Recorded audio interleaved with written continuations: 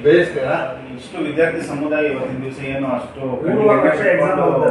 ಹಗಲರಾತ್ರಿ ಕಷ್ಟಪಟ್ಟು ಎಕ್ಸಾಮ್ ಒಳಗೆ ಆಗಿರ್ತಕ್ಕಂಥವ್ರಿಗೆ ಆತಂಕ ಅದೇನೋ ಆಘಾತ ಇದೆ ಸರ್. ಅದಕ್ಕೆ ಯಾರು ಇದು ಮಾಡಿ ಎಲ್ಲ ಅವರ ಮನೆ ಆಗಿದೆ ಸರ್. ಇನ್ನೊಂದು ಏನಾಗಿದೆ ಅಂದರೆ ಔಟ್ ಆಫ್ ಸಿಲೆಬಸ್ ಬಂದಿರೋಲ್ಲ, ಇರೋ ಕ್ವಶನ್ಸ್ಗಳು ಸರಿಯಾಗಿ ಇವತ್ತು ದಾವಣಗೆರೆಯ ಎಲ್ಲ PU ಕಾಲೇಜಿನ ಅಸೋಸಿಯೇಷನ್ ಅಧ್ಯಕ್ಷರು ಮತ್ತು ಕಾರ್ಯದರ್ಶಿಗಳು ಮತ್ತು ಇತರೆ ಆಡಳಿತ ಮಂಡಳಿ ಎಲ್ಲ ಸದಸ್ಯರು ಇವತ್ತು ಸೇರಿಕೊಂಡು ಒಂದು ಮೀಟಿಂಗನ್ನು ಮಾಡಿದ್ವಿ. ಸೊ ಈ ಪರೀಕ್ಷೆಗೆ ಒಟ್ಟು 3.5 ಲಕ್ಷ ಮಕ್ಕಳು ಭಾಗವಹಿಸಿದ್ದಾರೆ. ಆಮೇಲೆ ವರ್ಷ ಪೂರ್ತಿ 2 ವರ್ಷ ಶ್ರಮ ವಹಿಸಿ ಕಷ್ಟಪಟ್ಟು ಓದಿ ಬರೆಯುವಂತಹ ಪರೀಕ್ಷೆ ಇದು. ಸೊ ಅವರ ಎಲ್ಲ ಕನಸುಗಳನ್ನು ಈ ಪರೀಕ್ಷೆಯಲ್ಲಿ ಇಟ್ಟಿರ್ತಾರೆ. ಸೊ ಇಂಥ ಪರೀಕ್ಷೆಯನ್ನು ಭಾಳ ಜವಾಬ್ದಾರಿಯುತವಾಗಿ ಇಲಾಖೆ ನಡೆಸ್ಕೋಬೇಕಾಗಿತ್ತು. ಇದುವರೆಗೂ ಇಂತಹ ಘಟನೆಗಳು ಯಾವತ್ತೂ ಕೂಡ ಆಗಿರಲಿಲ್ಲ. ಸೊ ಇದು ದುರಂತ. ಸೊ ಈ ವಿಚಾರದಲ್ಲಿ ಇದನ್ನು 2 ಆ್ಯಂಗಲಲ್ಲಿ ಬ್ರಾಡಾಗಿ ನಾವು ನೋಡಬೇಕಾಗುತ್ತೆ. ಒಂದು ಅಡ್ಮಿನಿಸ್ಟ್ರೇಟಿವ್ ಆ್ಯಂಗಲ್.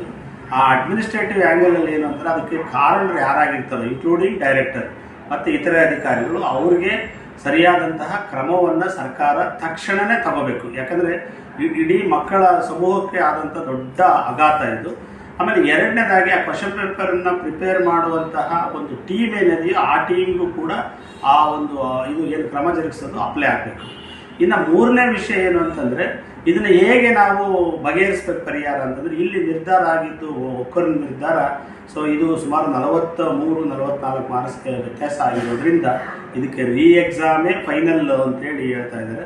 ಸೊ ಈಗ ಹೇಗೂ 2ನೇ ಬೋರ್ಡ್ ಎಕ್ಸಾಮ್ಸನ್ನು ಮಾಡೋದಕ್ಕೆ ನಮ್ಮ ಶಿಕ್ಷಣ ಸಚಿವರು ಯೋಚನೆ ಮಾಡ್ತಾ ಇದ್ದರು. ಆ 2ನೇ ಬೋರ್ಡ್ ಎಕ್ಸಾಮಿನ ನಂತರ ಇದನ್ನು ಎಕ್ಸಾಮ್ ಮಾಡೋದು ಭಾಳ ಸೂಕ್ತ ಅನ್ನೋ ನಿರ್ಧಾರವನ್ನು ಎಲ್ಲರೂ ಸೇರಿ ನಾವು ತಗೊಂಡಿದ್ದೀವಿ. ಇದಕ್ಕೆ ಅದೇ ಪರಿಹಾರ ಅಂತ ಹೇಳ್ಬಿಟ್ಟು ರುಪ್ಸ ಕರ್ನಾಟಕನೂ ಕೂಡ ಮತ್ತು ಕಾಲೇಜು ಆಡಳಿತ ಮಂಡಳಿ PUC ಕಾಲೇಜು ಆಡಳಿತ ಮಂಡಳಿ ನಮ್ಮ ಶ್ರೀಧರ್ ಅವರು, ಮಂಜಣ್ಣರು ಮತ್ತು ರೆಡ್ಡಿ ಸರ್ ಏನೆಲ್ಲ ಸೇರ್ಕೊಂಡು ರಾಮಮೂರ್ತಿ ಎಲ್ಲ ಸೇರ್ಕೊಂಡು ನಿರ್ಧಾರಗಳನ್ನು ತಗೊಂಡಿದ್ದಾರೆ. ಸೊ ಈ ನಿಟ್ಟಿನಲ್ಲಿ ಸರ್ಕಾರ ಕೂಡಲೇ ಎಚ್ಚೆತ್ತುಕೊಂಡು ಕ್ರಮ ಜರುಗಿಸಬೇಕು ಅಂತೇಳಿ ವಿನಂತಿ ಮಾಡ್ಕೊಳ್ತೀವಿ.